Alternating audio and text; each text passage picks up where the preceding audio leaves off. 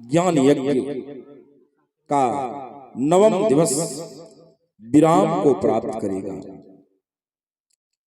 अतः और 2 दिन बचा हुआ है शेष। राजा खट्वांग 2.5 पल में परमात्मा को प्राप्त कर लिए थे। मात्र 2.5 पल में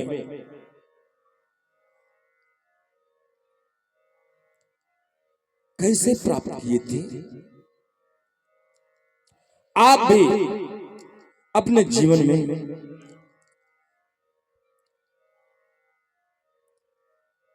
श्री राम को प्राप्त कर सकते हैं, सदगुरु को प्राप्त कर सकते हैं, परमात्मा को प्राप्त कर सकते हैं। बल्कि त्रिवेणी संगम को समझना होगा। मेरी कथा जो शुरू से चल रही है, सब्जेक्ट है त्रिवेणी संगम। कथा के माध्यम से मैं कहने का साहस कर रहा हूं और मैं मानता हूं आप जितने भी माताएं, बहनें एवं भाई बहन उपस्थित होकर कथा सुनते हैं, शुद्ध आप लोग श्रोतागण हैं, शुद्ध श्रोतागण, इसमें कोई दो राय मैं लगता हूं। श्रोता 3 प्रकार के होते हैं मेरी मैया। श्रोता जो कथा में आकर के जो है बीच बीच में सो जाए,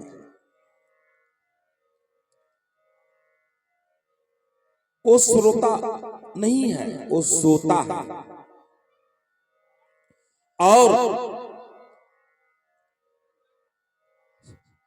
दूसरा है सरोता। सरोता देखिए सुपारी को काटने का काम करता है ना, कटपिस कटपिस। तो दूसरे प्रकार के जो यहाँ आते हैं सरोता के रूप में, काट छांट के उद्देश्य से, वक्ता के दोष देखने के उद्देश्य से, उनकी कमी निकालने के उद्देश्य से उसे सरोता कहते हैं। लेकिन यहाँ तो वैसी बात नहीं है। मैं तो नहीं देख रहा हूं कि आप सोता है और सरोता है। सोता का गुण नहीं है और सरोता का भी गुण नहीं है। आप विशुद्ध श्रोता है, श्रोता उच्च श्रेणी के श्रोता है, इसलिए तो आनंद आ रहा है कथा में। तो यह त्रिवेणी संगम है, सोता, सरोता और श्रोता। आइए 3 चीज को समझना है।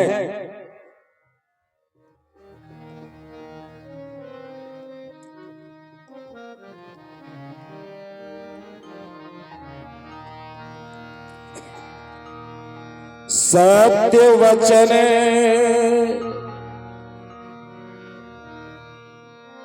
मानस विमल परत्रिय मातु समान,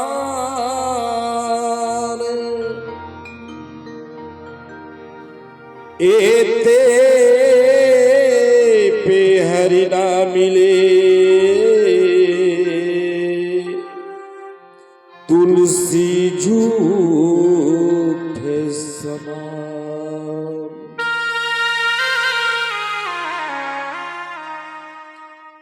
त्रिवेणी संगम में डुबकी लगाने की जरूरत है और 3 सूत्र को समझना है।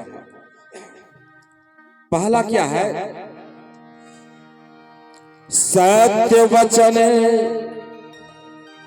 साच बराबर तप नहीं, झूठ बराबर पाप, जाके हृदय साच है ताके हृदय आप। सत्य के कारण श्री राम वन गमन कर गए। सत्य के कारण राजा दशरथ अपने प्राण को अंत कर दिए। सत्य ही परमात्मा, सत्यम सुंदरम शिवम। सत्य जो है सुंदर होता है। संसार में सबसे ज्यादा सुंदर अगर कोई है, अगर कोई पूछ दे कि संसार में सबसे ज्यादा सुंदर क्या है, तो बेहिचक आप कह दे सत्य ही सुंदर है। सत्य से ज्यादा सुंदर और कुछ नहीं हो सकता। और शिव कहते हैं किसे? सत्यम शिवम सुंदरम। सत्य ही सुंदर है, सत्य ही शिव है। और रामचरितमानस बिल्कुल सत्य ग्रंथ है मेरी मैया। तभी तो महादेव ने अपने 15 नेत्रों से इसका निरीक्षण करके अपना हस्ताक्षर कर दिए, सत्यम शिवम सुंदरम।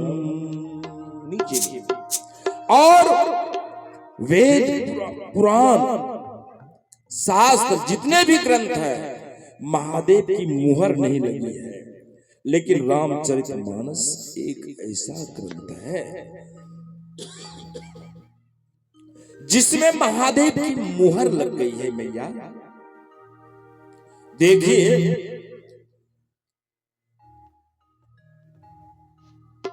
जब तक कि गवर्नर की मुहर नहीं लगती है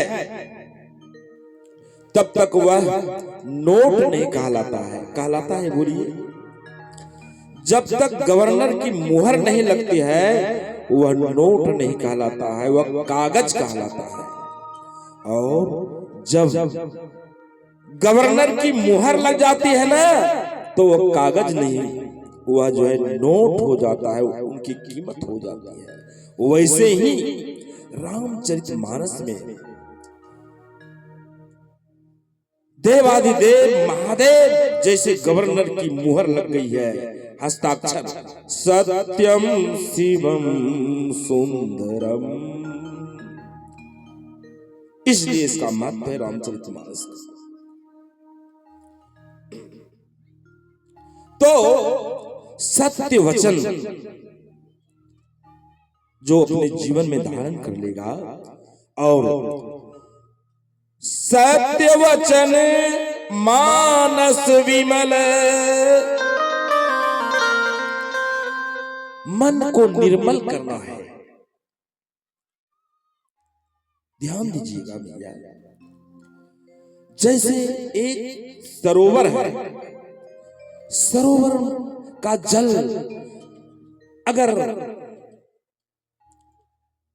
शांत है, निर्मल है, साफ है, तभी झांकने के पश्चात आप अपना प्रतिबिंब, अपना स्वरूप देख सकते हैं। देख सकते हैं ना?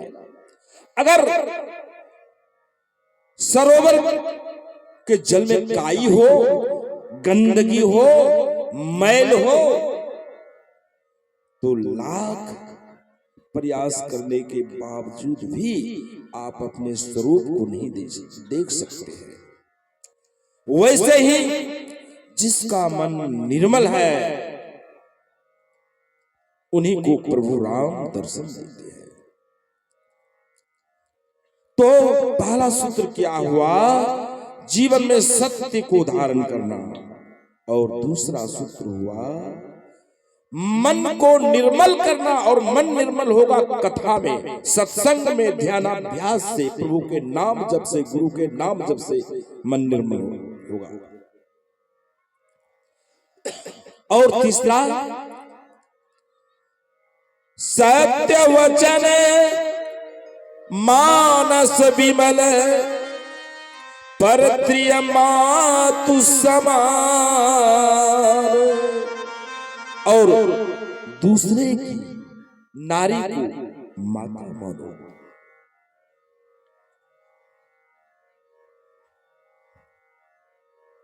दूसरे की नारी को मातृवत परदारेषु पर द्रव्येषु लोष्टवत आत्मवत सर्वभूतेषु यह पश्यति स पंडितः।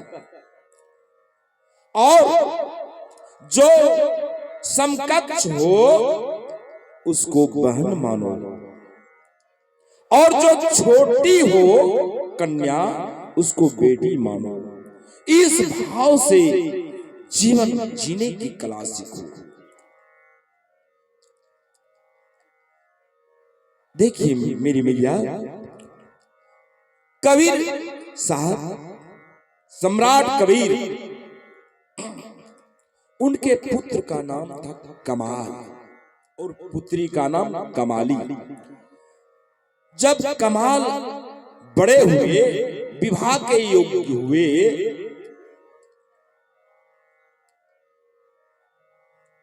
तो कबीर को चिंता हुई कि कमाल का विवाह तय कर देना चाहिए अच्छी कन्या के साथ। लेकिन जानते हैं, बचपन में कबीर साहब अपने पुत्र को बराबर उपदेश दिया करते थे, बेटा जो बड़ी हो उसको मां की तरह मानना, और जो बराबर के हो उसको बहन की तरह मानना, और जो सबसे छोटी कन्या हो बेटी की तरह मानना। यह 3 सूत्र कबीर साहब अपने कमाल को दिया करते थे बचपन में। और आज जो है कमाल का विवाह योग्य कन्या के साथ, सुंदरी कन्या के साथ तय हो चुका है। बाबा कबीर ने तय कर दिया है। पता नहीं है कमाल को कि कल मेरा विवाह होगा उसी कन्या से।